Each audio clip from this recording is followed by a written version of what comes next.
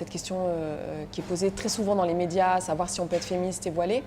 Là, de la même manière, c'est savoir si on peut être donc musulmane et citoyenne, si c'est compatible. Donc, après, il y a des dérivés, il y a des questions dérivées. L'islam la religion musulmane est-elle compatible avec les valeurs de la République?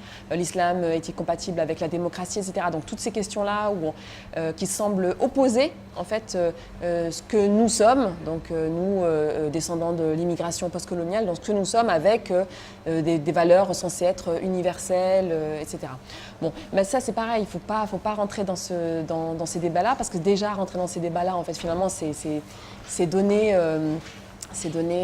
du grain à moudre en fait, à cette machine médiatique et politique qui est raciste et islamophobe. Il faut au contraire refuser ces injonctions, il faut refuser ces débats-là, parce qu'en vérité, on le sait tous, ce sont des questions et des équations qui sont hypocrites. Parce qu'évidemment, la personne, par exemple, qui pose la question de savoir si on peut être féministe et voilée, quand vous regardez bien, la plupart du temps, les personnes qui posent cette question sont elles-mêmes éminemment sexistes dans leurs propos politiques de manière plus générale, etc. C'est-à-dire que vous pouvez avoir des journalistes ou des hommes politiques qui tiennent des discours misogynes, sexistes, et qui tout à coup se réveillent féministes et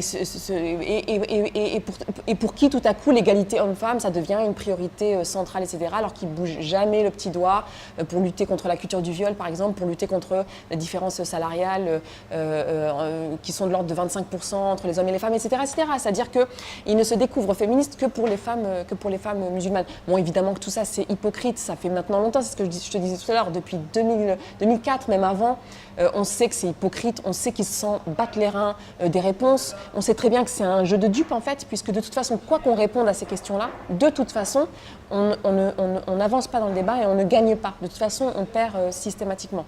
Donc au contraire, il faut refuser ces débats-là, ces questions-là, ces injonctions-là. Et puis il faut créer nos propres espaces de débat, il faut poser nos termes du débat. Et puis il faut essayer d'avancer sur nos problématiques à nous. Et par exemple, je te dis, la problématique, pourquoi les femmes qui portent un foulard sont quasiment interdites d'accès à l'emploi et comment on fait pour régler ce problème-là. Moi je pense que c'est là-dessus qu'il faut passer du temps, c'est là-dessus qu'il faut passer notre énergie.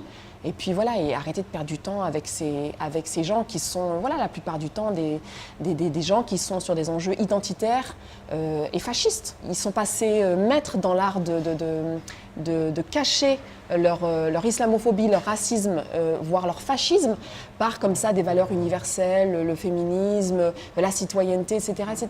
Alors que voilà, tout simplement parce qu'ils n'assument pas de dire, voilà, je suis fasciste, je suis sur des enjeux identitaires, je veux défendre l'identité française, chrétienne, blanche, la suprématie blanche, etc. Je n'assume pas de le faire parce que voilà, je veux quand même garder le privilège d'être politiquement correcte, comme tu le disais. Je veux garder cette image Nice pour que ça passe mieux à la télé, dans les médias, etc., etc. Et donc voilà, je masque ce fascisme, oui, le fait d'être cette réaction en réalité, parce que souvent c'est des personnes qui sont réactionnaires par voilà ce vernis universaliste. Mais encore une fois, voilà, je pense qu'après autant d'années à jouer ce jeu de dupes, à un moment donné, il faut dire stop, il faut dire on vous a vu, on vous voit. On sait ce que vous voulez, on sait ce que vous pensez. Voilà, on ne marche plus. On va, encore une fois, on va répondre à nos propres enjeux. C'est Frantz Fanon qui disait qu'une société est soit raciste est raciste ou elle ne l'est pas. Voilà, force est de constater que la société française est une société structurellement raciste, c'est-à-dire qu'elle est hiérarchisée racialement et que dans tous les espaces sociaux sont à l'œuvre des mécanismes discriminatoires. Voilà, donc, et ça c'est un état de fait. Il n'y a pas un espace social qui n'est pas structuré de manière notamment raciale en France. L'école, le marché du travail, l'hôpital, la santé, etc. Voilà, tous ces espaces sont structurés racialement. Donc effectivement, enfin, voilà, c'est pas un scoop que de dire que la société française est une société raciste.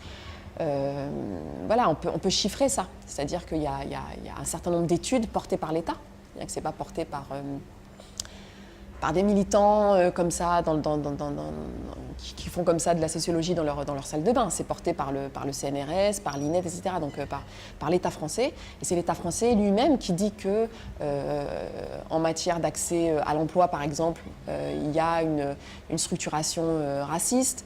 Pour ce qui concerne l'école, il y a des discriminations scolaires qui orientent les individus selon leur couleur de peau, par exemple. Même si ce n'est pas dit de manière aussi frontale, pas toujours, mais en tout cas, voilà, il y a malgré tout des statistiques ethniques qui permettent de le dire. Donc voilà, à partir du moment où l'État français lui-même dit que ces institutions, ces espaces sont structurés de manière raciste, bon, je pense qu'on peut tous se mettre d'accord là-dessus, sauf quand on est au Café du Commerce et que ça commence à partir dans tous les sens, etc. Mais quand on est un peu sérieux, qu'on se met autour de la table et qu'on s'appuie sur des ressources chiffrées, des ressources scientifiques qui ont été travaillées par des gens qui sont experts de leurs questions, c'est-à-dire des sociologues, des historiens, etc. etc. Bon, évidemment, la société... Enfin là, je développe pour dire quelque chose qui me paraît évident, c'est-à-dire la société française est raciste. La société française est islamophobe aussi, c'est lié. Elle est raciste, mais dans racisme, il y a beaucoup de choses. C'est-à-dire qu'elle est effectivement islamophobe, il y a des lois, là c'est législatif. Je veux dire, c'est juridique. Il y a des lois en France qui sont clairement, explicitement islamophobes, c'est-à-dire qu'elles visent à discriminer, à stigmatiser une partie de la population française parce que cette population est musulmane. Je pense par exemple à la loi de 2004, c'est une loi islamophobe. Donc on peut dire effectivement que la société française est une société islamophobe. Et alors on en parlait tout à l'heure, toutes les affaires concernant le voile et ses dérivés, c'est-à-dire le voile, la jupe longue, la barbe pour les hommes musulmans, etc. Bon, ça, et voir à quel point ça peut mener à des niveaux de... Je ne vais pas utiliser le mot hystérie parce que c'est un terme sexiste, mais à des niveaux de je sais pas quoi dire. Ouais, bon. Il faudrait un autre mot pour dire que ça pète les câbles, quoi. Que c'est à un moment donné, même tu te dis, c'est pas possible. Ça devient même presque comique, tellement ça va loin. Donc oui, la société française est une société islamophobe.